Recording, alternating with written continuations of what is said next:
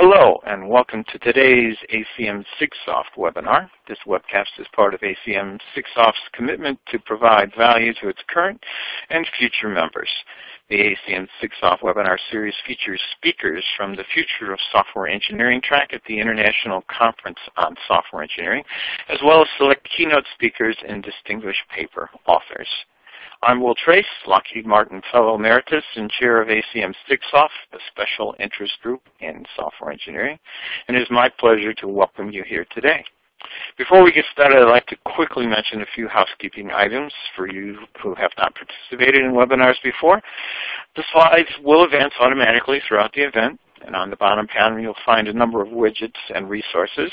If you're experiencing any problems with your slides or audio, press the F5 key in Windows, Command+R if you're in a Mac, and refresh your browser or mobile device, or close and relaunch the presentation. To control volume, adjust the master volume on your computer, of course. At the end of the presentation, we'll have time for questions. Please type your question into the Q&A box at any time and click on the Submit button. This session is being recorded and will be archived. You will receive an automatic email notification when it is available, usually the next day. And you can check at www.sigsoft.org/webinars.html in a few days for any updates. Today's presentation is Agile and Evolutionary Software Development by Václav Rajlich from Wayne State University. Professor Rajlich is the founder and permanent steering committee member of IEEE International Conference on Program Comprehension, that's ICPC, and was program chair, general chair, and steering committee chair of the International Conference on Software Maintenance. He is also a member of the editorial board on the Journal of Software Evolution and Process. I should point out that he is the author of a book, Software Engineering, the Current Practice, which I happen to have written a review that appeared in the November 2013 issue of ACM Software Engineering Notes. The book was unique. It provided a unique perspective on software engineering in that it explained software engineering not from a constructionist point of view, but from a change maintenance perspective, meaning most of the time was focused on, because you need to read and analyze programs rather than write them, though there is plenty of material in the book on to support greenfield development. Well, in any case, I thoroughly recommend the book for both practitioners and students. You can pick up a lot. Václav, we look forward to your presentation here today. Thanks, Will, for your introduction. I am greatly honored to be here, to have this opportunity. And I would like to start with the presentation. Basically, it follows the talk which I gave a year ago in Hyderabad in India. And it's a somewhat shortened talk. This is my plan for today. I will first talk about staged model of software lifespan, then Agile and Evolutionary development, then software change, and finally at the end, briefly, I will mention something about software maintenance. So about that first topic, staged model of software lifespan. During its lifespan, software goes through a number of stages, and the first stage is the initial development, which produces the first version of software. Then there is software evolution, where evolutionary changes add new functionalities and new properties to software. Then there is a stage of maintenance or servicing, which is characterized by servicing patches. Then there is phase out, where there is no longer any maintenance, but still software is in use, and finally there is the close down. Now, everything, these two stages above the broken line are parts of development. Development consists of initial development, which produces first version, and then evolution, which produces additional versions, which have those additional evolutionary changes in them. Now, initial development, as I said, produces first incomplete version. It's characterized by the fact that fundamental project decisions are usually done during initial development. A decision about technologies, about the architecture, about design of graphical user interface, and other things, they are all done during the initial development. Now, initial development follows the phases of requirements, design, implementation. They are familiar from the Waterfall life cycle. And again, the result is the first version. Now, the next stage is the stage of evolution, which consists of repeated software changes. Each change adds or modifies functionality of the existing software. Right? The characteristic fact of the evolution is that there is this existing and running software, and that software receives additional functionalities, additional properties during evolution. Now, what is evolutionary software development?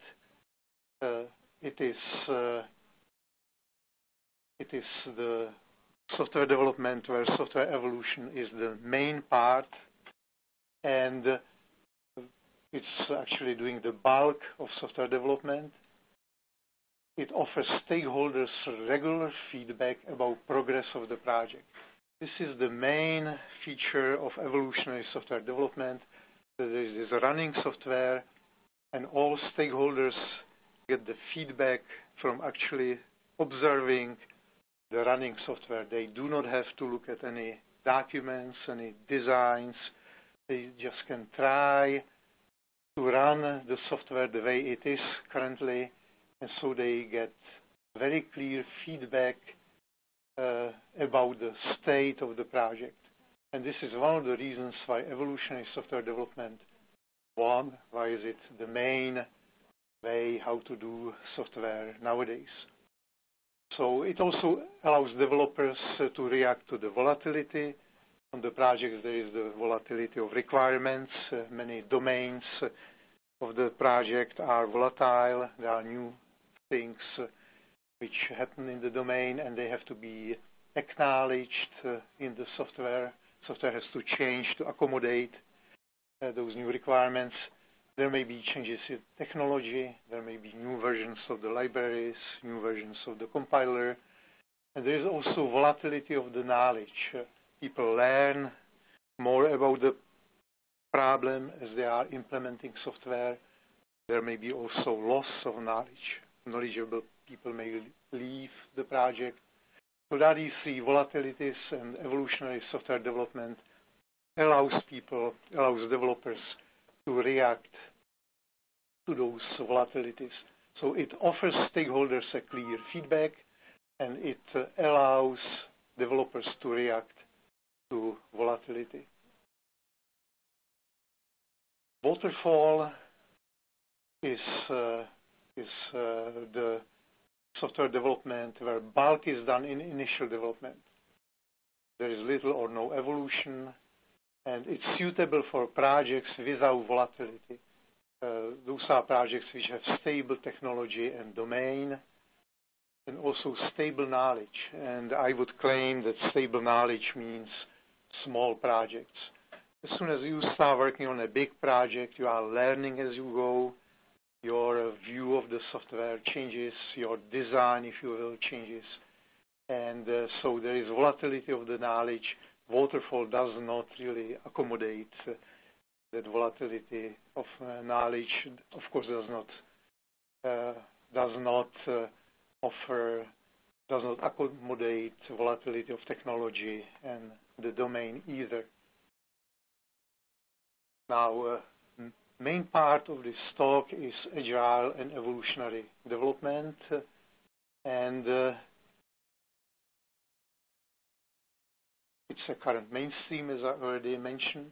There are numerous evolutionary software development processes which have track record of success. Example is Agile. Right? I am sure that everybody would agree that Agile has a track record of success, but there are also other effective evolutionary software development processes which I will briefly touch on. So iterative development is characterized by the practice of iterations. Iterations are a milestone with specific goals.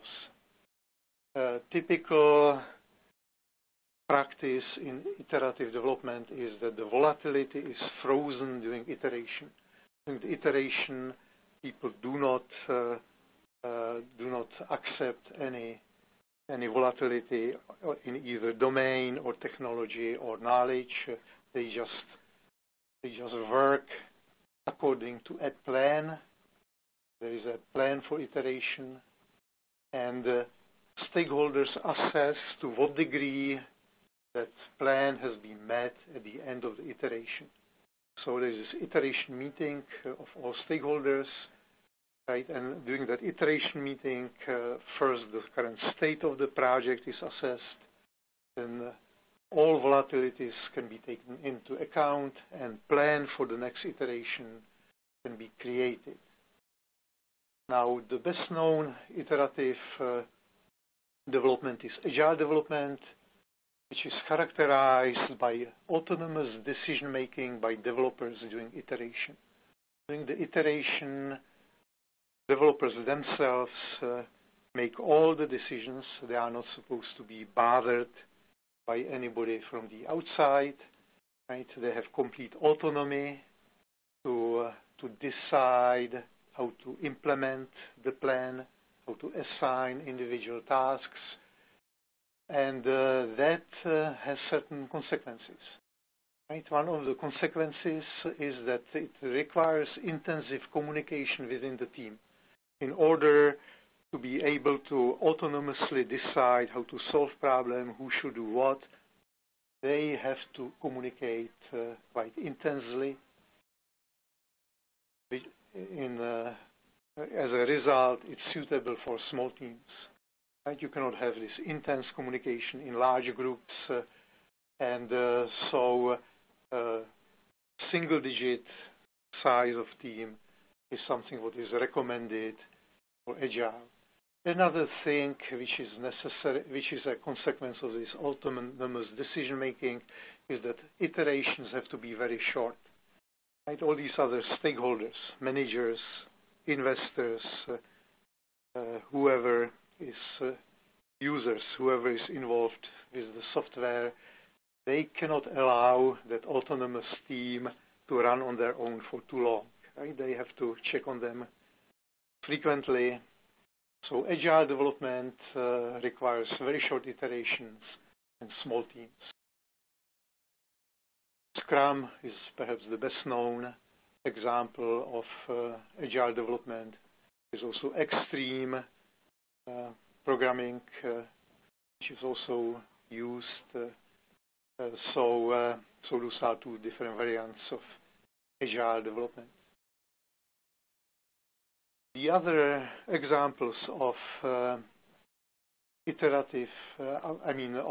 evolutionary software development is safeguarded development. Safeguarded development is characterized by presence of guardians of the code base. They allow or disallow code changes. Code changes are no longer the right of the developers. Developers, before they are allowed to put their code into the code base, they have to go through approval process, and so this is a safeguarded development. It's common with software with high quality expectations like avionics software. A variant of it is open source development. Right? Open source development has this wide community of developers, this wide variability of skills, and again, code cannot be left unguarded. It has to be safeguarded. So open source development is characterized by code ownership, where different owners guard pieces of that project, and they impose their own style, their own vision on that part of the project. So that's open source development. It did not pass without notice that some very successful projects have been developed in open source. And so some companies are imitating that open source. One of the words, one of the notions which describe the situation is inner source development, where people basically copy experience from the open source, but they practice that within the corporation, and they implement proprietary software in this way. Directive development is a kind of default process. It's a process which is managed by managers who assign the tasks. One of the characteristics of directive development is that it allows many specialized roles. Since there are the managers who can make everybody equally busy, right, they can tolerate this wide variability of roles and skills.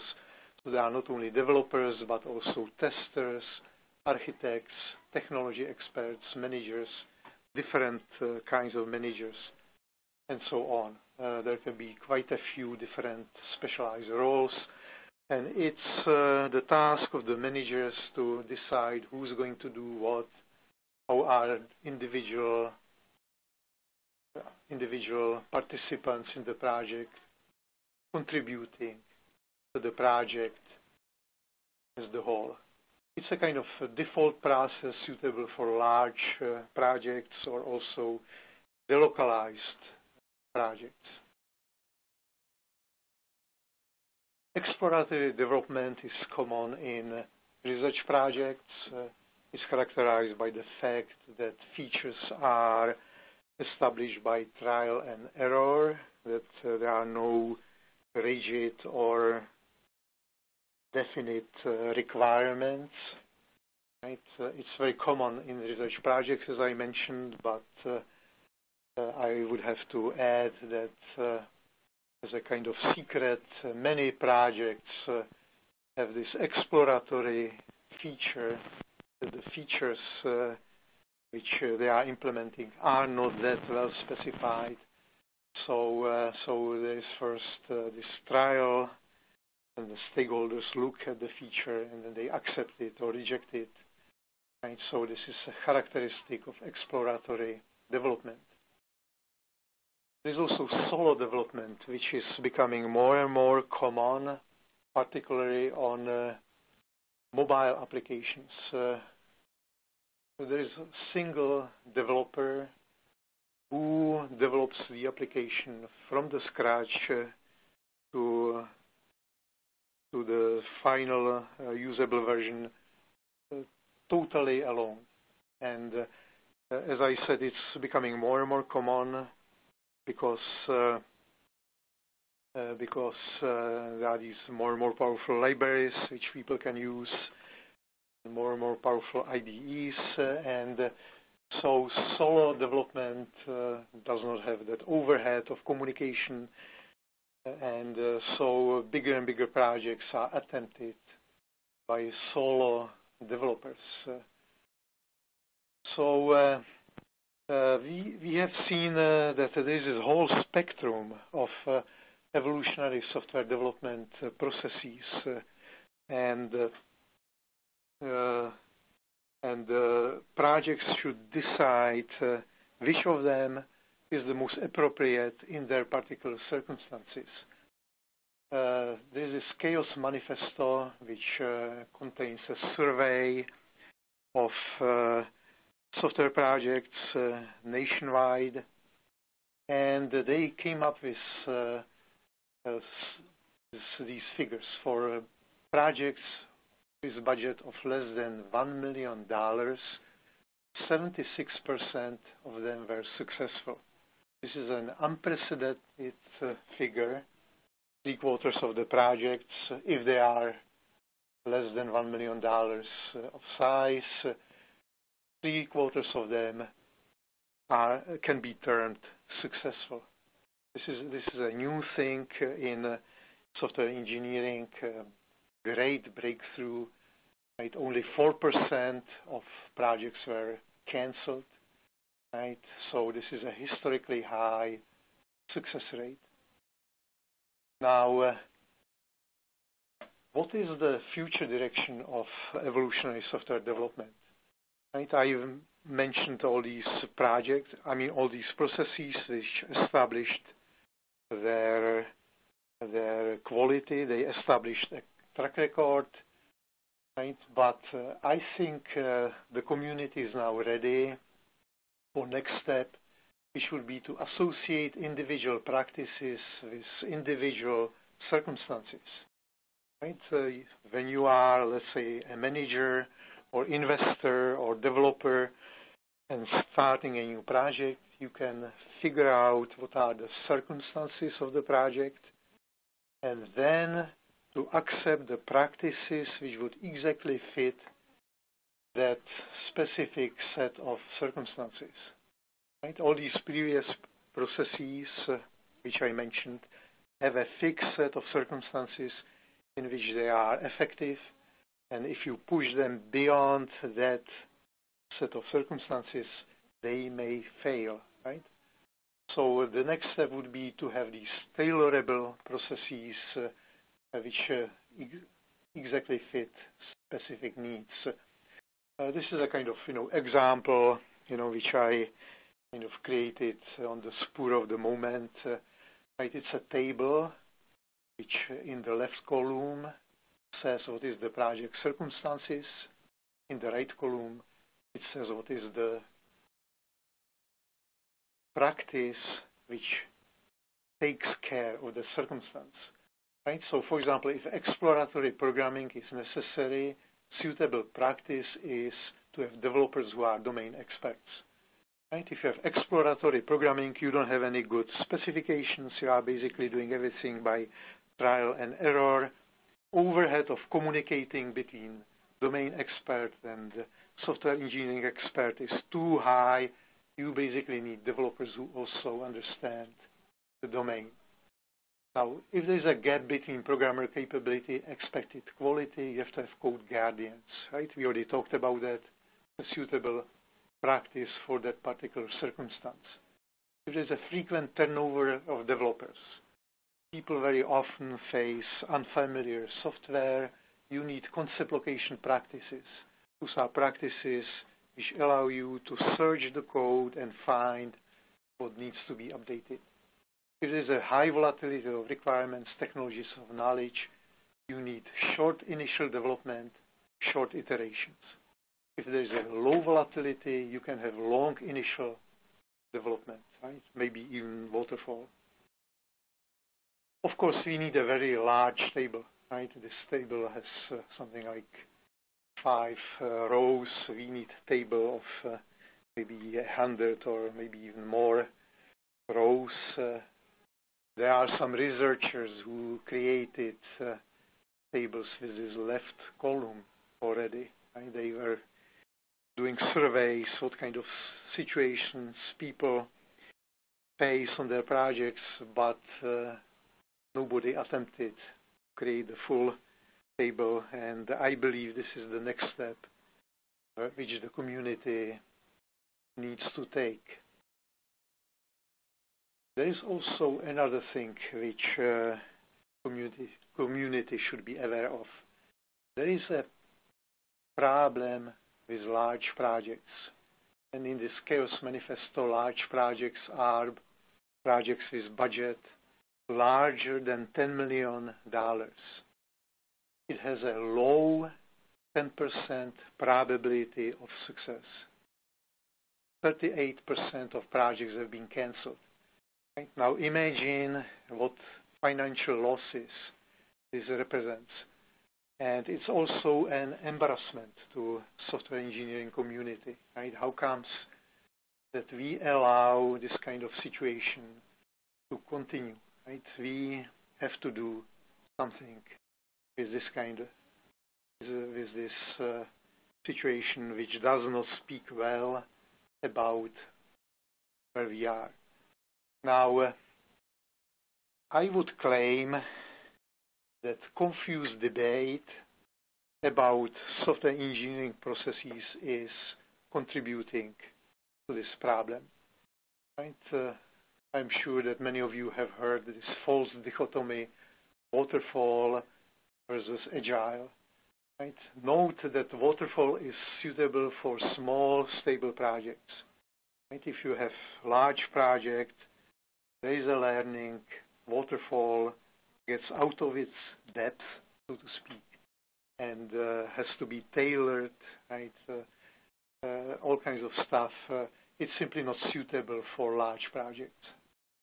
Agile is suitable for small teams, right? And small teams have slow velocity, if you will, right? And by transition, they also are suitable for projects of limited size. I would claim that this success, which we've seen with small projects, is the positive result of evolutionary software development, particularly Agile development. But since Agile is suitable for limited size projects, that success has not been projected into the larger projects.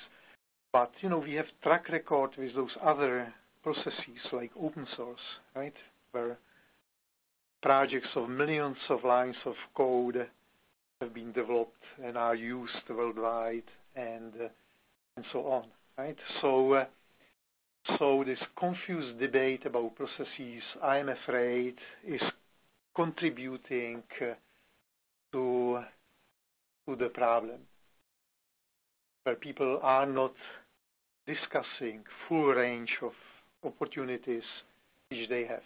Better debate would be the following one. What is the appropriate size of the initial development? Right?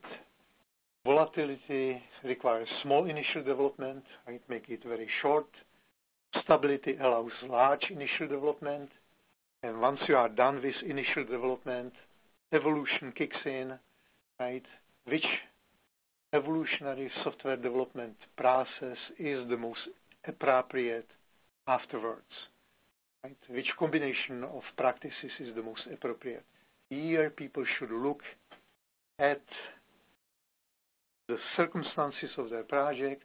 They should honestly assess which of those proven processes is the one which is the most appropriate. If none of them, how do they tailor it, to what degree they can risk an unproven process.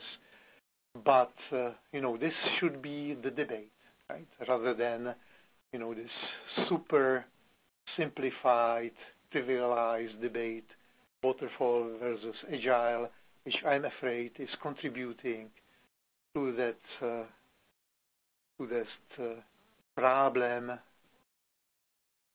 with large projects.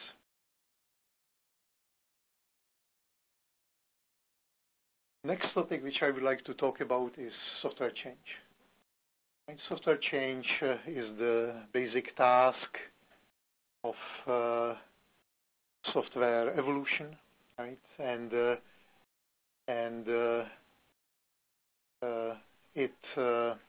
software evolution is a repeated software change, and since it's such an important task, it pays to pay attention to a process of the task, right? To divide it into subtasks and see how those subtasks should be done. This phase model software change is a research topic still today. It is a process model for changes with limited impact, right? And it consists of these phases, right? Those chevrons are the phases, and I'll go quickly through them. And enactment of that process as a real software change is a subset of these phases. So the first phase is the initialization of the change, which deals with the requirements. Then next phase is the concept location, which finds what needs to be changed. Right? In large software and unfamiliar software, we have to figure out what specifically needs to be changed in order to fulfill that requirement. Right? We need to make a certain query, if you will, which will tell us where in the software the change is going to happen. That's called concept location. Next one is impact analysis, which is a kind of design for software change, which tells you what will be the strategy, how big is the change. Very often changes have secondary effects in other parts of software, this change propagation. So impact analysis basically is trying to assess the change before actually starting on it. These first three phases are kind of preparatory. Next one is the prefactoring. Prefactoring is the preparation for the change. If the software in its current structure does not support the change, then it has to be prepared for it. Things have to be reorganized. It's called prefactoring. Then there is actualization, which is the real change, right? That implementation of that new functionality or that new property, placing it into the proper place in the software. Post-factoring is then cleanup afterwards, whatever mess was left after the change. And finally, conclusion, which is commit in most circumstances. So this is how limited size change is implemented. Most of the changes are unfortunately of this kind. There are, of course, changes which are so massive that you cannot use this kind of process model, but for most of the changes, by far, right, this process model applies. Right? Sometimes, in order to explain that model, I talk about how you introduce dishwasher into the kitchen. Right? You basically follow the same process. Right? First, you have to decide on it. You have to figure out requirements. You have to find place for the kitchen. Right? You have to figure out how much you have to move things around. Right? Then you move things around in the kitchen. You install the dishwasher. You clean up all that plaster which is around, and you are done. Right? So any big software change, any big system, when changed by change of limited impact, is probably following this kind of process. Now, instead of talking about all these phases in detail, I will just talk about one only, which is impact analysis, which predicts prefactoring and actualization, those two phases which follow. Right? It is a kind of program comprehension phase where developers study the current software and try to figure out impact. They try to figure out whether there is a need for prefactoring and how big that actualization is going to be. Unfortunately, it cannot predict currently post-factoring. Post-factoring is a cleanup, and typically is being done by in unscheduled way, and developers figure out that technical debt grew beyond acceptable limit. They just clean it up. And so very often they postpone post-factoring after several changes. So So it's one of those least predictable parts of software change, and impact analysis currently is unable to predict it properly. So this is a thing which is subject of current research, and in order to get that process of software change in place, and we need to do more research in that particular phase. This is an example of incremental impact analysis, just to give you some idea how it looks like. Right? This is a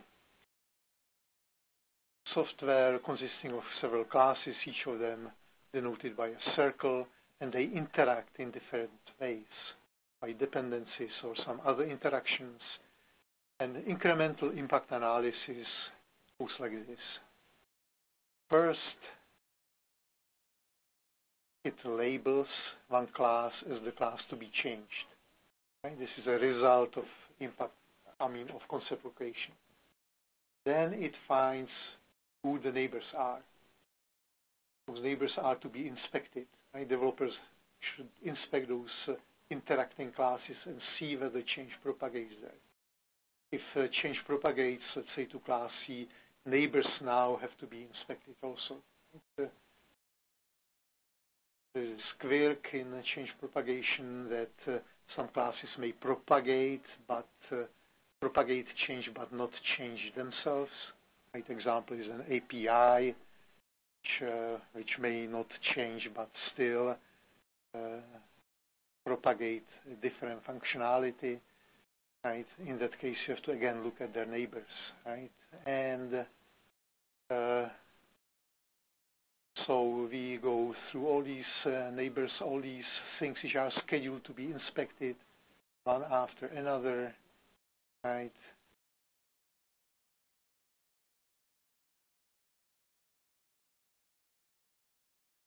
And we are done. And finally, there is no class scheduled to be inspected. So impact of that change which is being contemplated is these 6 classes labeled by red. Right? The rest of them are unchanged, although some of them had to be visited.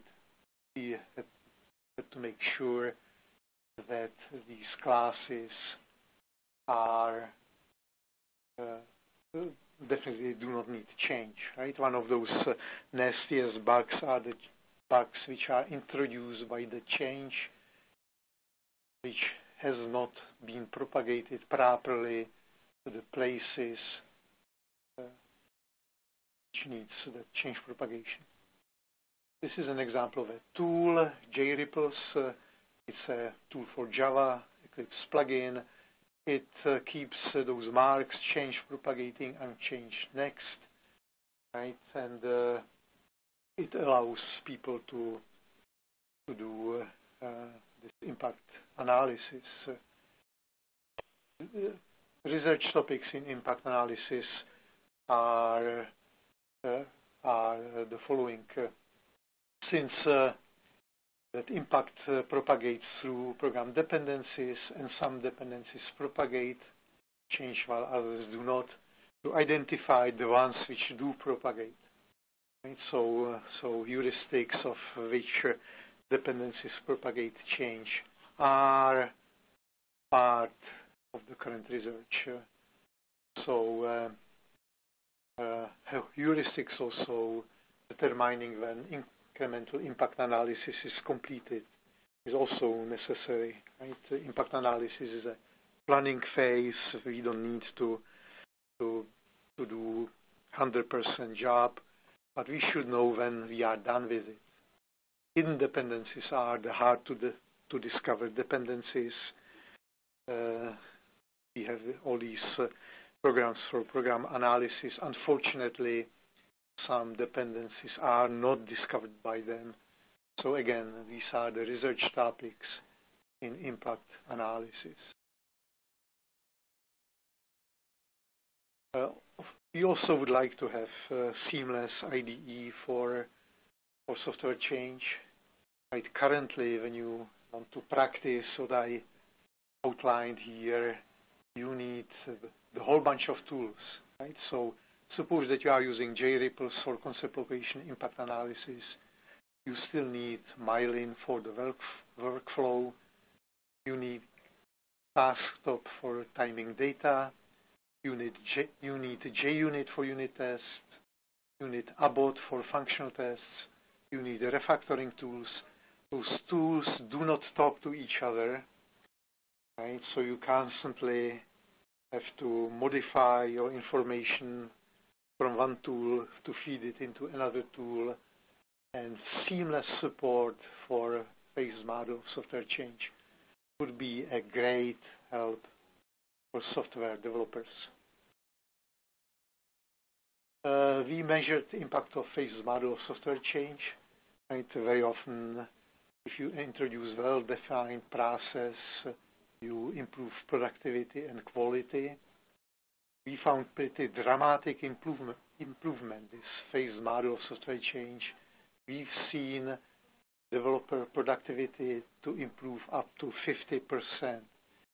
I, however, have to here qualify a little bit that figure.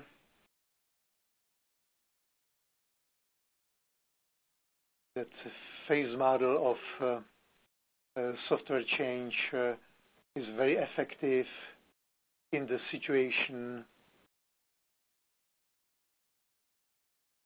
where you do not know the software well. Right? You may have noticed that phase model software change starts with preparatory phases and then phases of actual implementation. If people do not have to do these phases, right, then effectivity of phased model is lower.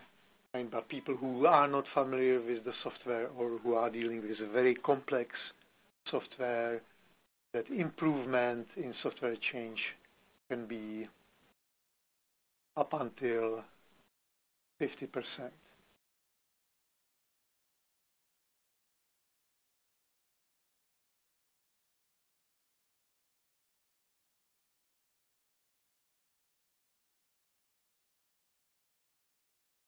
Last topic which I would like to touch on is software maintenance. The reason why I want to talk about it is there are still people around who do not know the distinction between evolution and maintenance. Right? They still think that evolution is the same thing as maintenance, and so they contribute to some of that confused debate about software processes. Software maintenance is different, right? Although it also consists of repeated software changes, but objectives are drastically reduced. Right? The only goal of software maintenance is to keep software usable in cost-effective way. There is no longer any attempt to introduce new functionality. Right? If software is in production, there is no new functionality, only fixes of the bugs or other things are being provided. So software enters maintenance when it's transferred to the users. And so many issues in software maintenance are different than issues in software evolution, although superficially these two phases have similarities. Right? They both consist of software changes.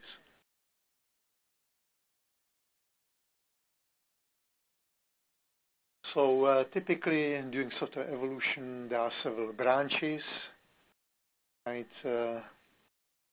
Software is in use during software maintenance. Right? During evolution, there may not be any users, but in maintenance, certainly there are users. And so there may be several branches. One of them is evolved into a new version, and the other branches are just maintained. right?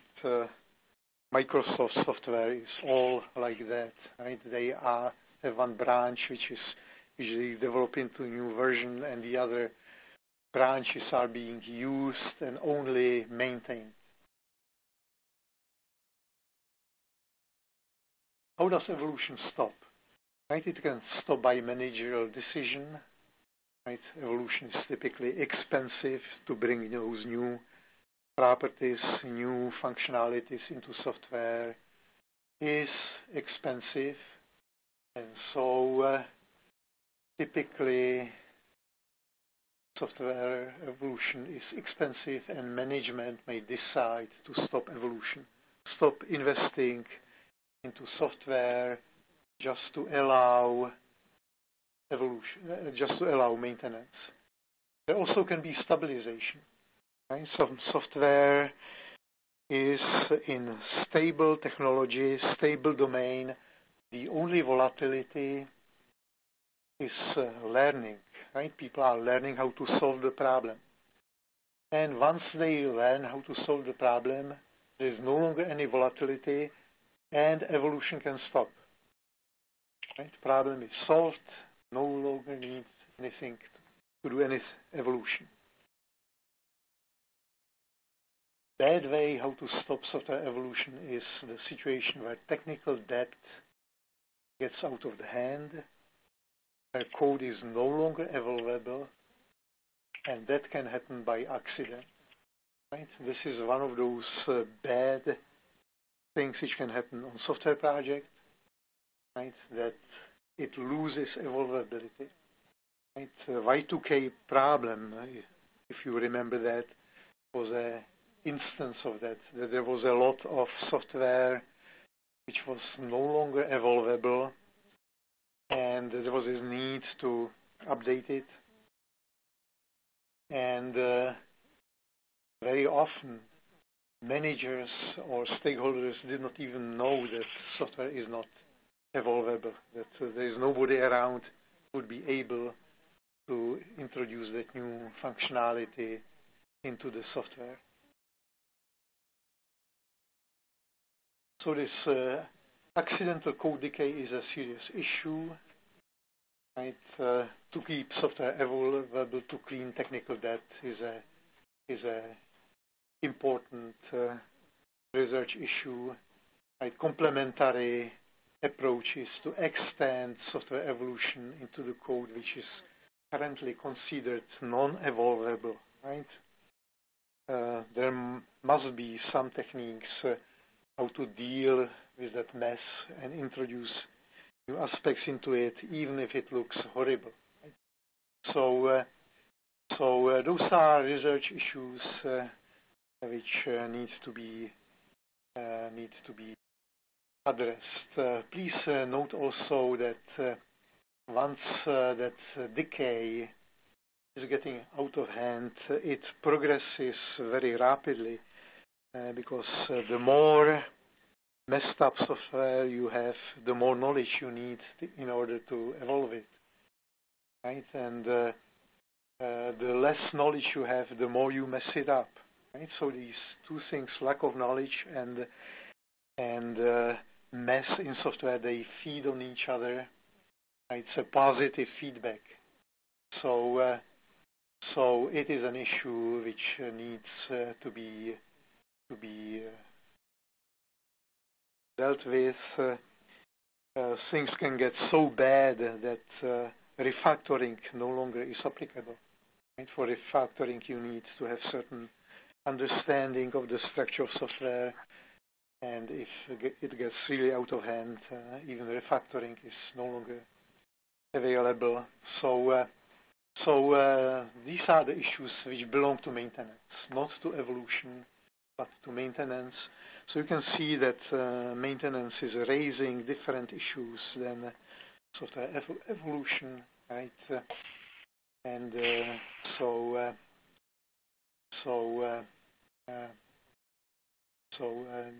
are the issues of evolution. Now, I would like to conclude this webcast.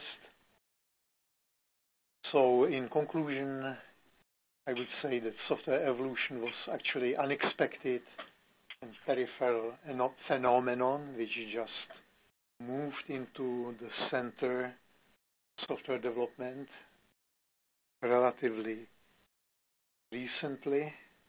It was always practiced on some projects. There are projects from 50s and 1960s which actually used what we would call evolution today.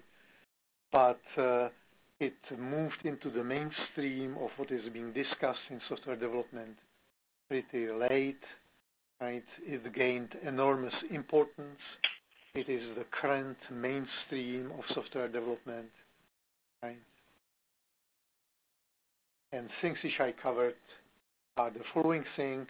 I talked about staged model of software lifespan, which includes evolution.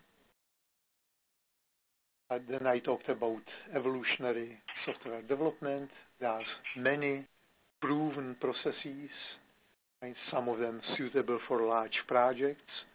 Right? It happened that Agile is not one of them, but there are others. Right? There is no need to throw away software evolution or whatever. Right? There are proven other processes. Then I talked about phased model of software change, right? Which is process model, how to actually do the change, right? And it's suitable for changes which have limited impact. And finally, I briefly mentioned software maintenance just to contrast it to software evolution. Right? The purpose of software maintenance is keeping software usable, while purpose of evolution is to add new functionalities, new features. So I have this last slide, which shows cover of the book, which Will talked about at the beginning. And so thank you for your attention. And are there any questions? Thank you, Professor Rajlich. Yes, we have several questions here, and actually the most recent one was whether your book addressed the topics, but I will rephrase the question and say, are there any other resources, references, papers, or recent activity that deal with the topic of phase model software change? Well, I talk about it in Hyderabad. There's a paper on it in the proceedings of ICSE 2015. But the biggest, the most detailed resource is this book.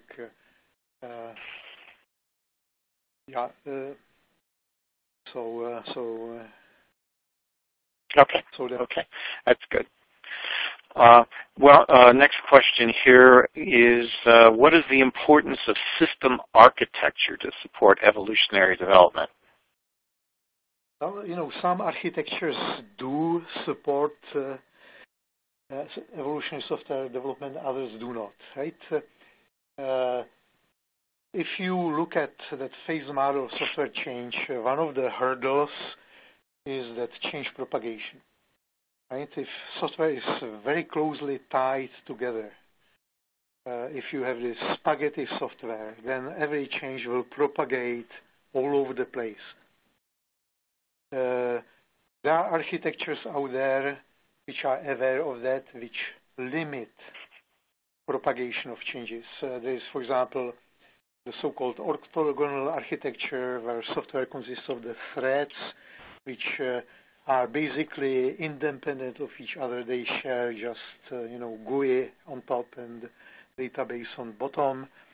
And otherwise, they are independent, and the idea is to limit change propagation. So yes, architecture can have positive or negative impact on software evolution.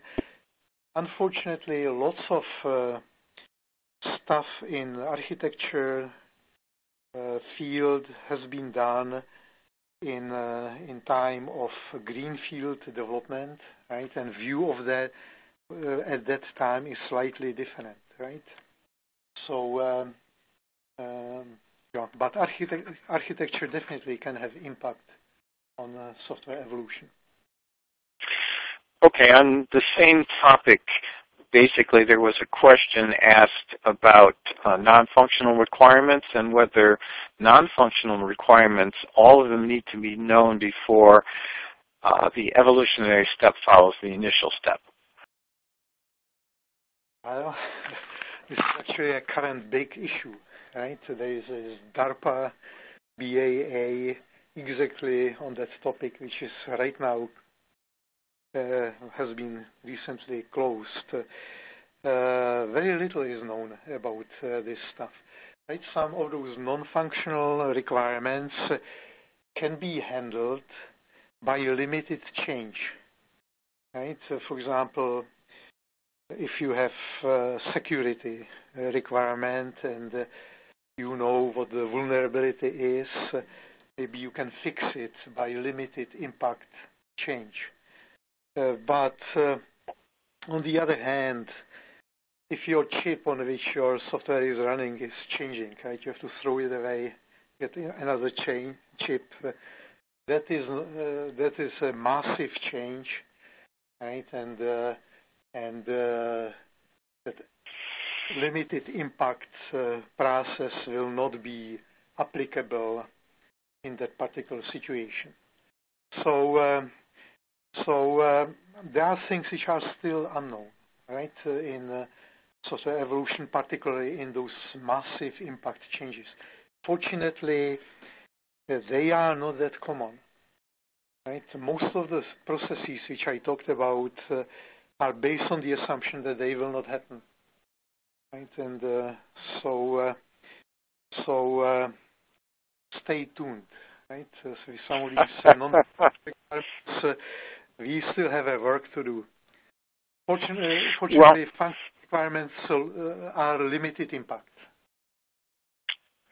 Well, while you said the word impact, there were several questions on impact analysis and how much time should be spent on it, how much time, concept location practices. Do you have any more examples or any tools that could help you?